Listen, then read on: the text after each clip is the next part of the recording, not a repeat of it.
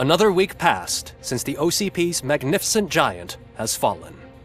OCP's new CEO assured us that the destruction of its headquarters will not stand in the way of finishing Delta City.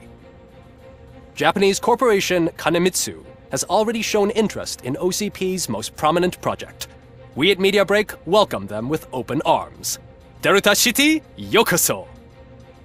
From the City of Wonders, we're back to Detroit.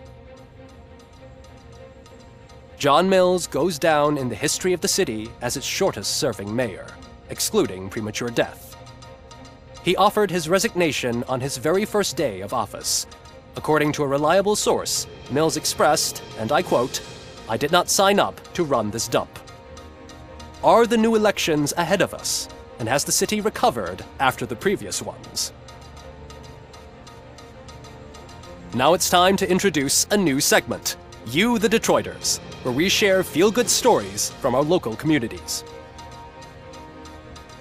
Disgraced Senator Farrell took hostages at the local theater and called for his reinstatement. However, a former vagrant and the theater's newest employee managed to defuse the situation. When asked why he decided to risk his life, Pickles, a European cinema connoisseur, said that it was simply disrespectful to interrupt the screening. Let's just hope Pickles does not influence the theater's movie selection. Next up, Sunblock 5000 model nearly torn to pieces by an ED 209 after not adhering to the 209's instructions. The dispute over a parking space could have turned deadly if it wasn't for Dr. Olivia Blanche, a seasoned psychologist who managed to keep a cool head during the 209's intervention. Dr. Blanche's new book, Coping with Loss, is said to be of value to both people and machines alike. A defamed reporter funded by terrorists after trying to illegally broadcast a hit piece aimed at OCP, Samantha Ortiz has been spotted collaborating with a terrorist group led by a woman known in the underworld as Bertha. OCP denied. We're sorry for the disturbance. Fortunately, this time it was a minor one. Let's move on. A new world record has been set in Detroit. A man called Funeral Bob attended his 1000th funeral this year. The record-breaking funeral belonged to Max Becker, a former OCP executive. As it turned out, Bob was its only attendee. The OCP delegation did not arrive due to a rescheduled business meeting. We hope the meeting went well. Moving on.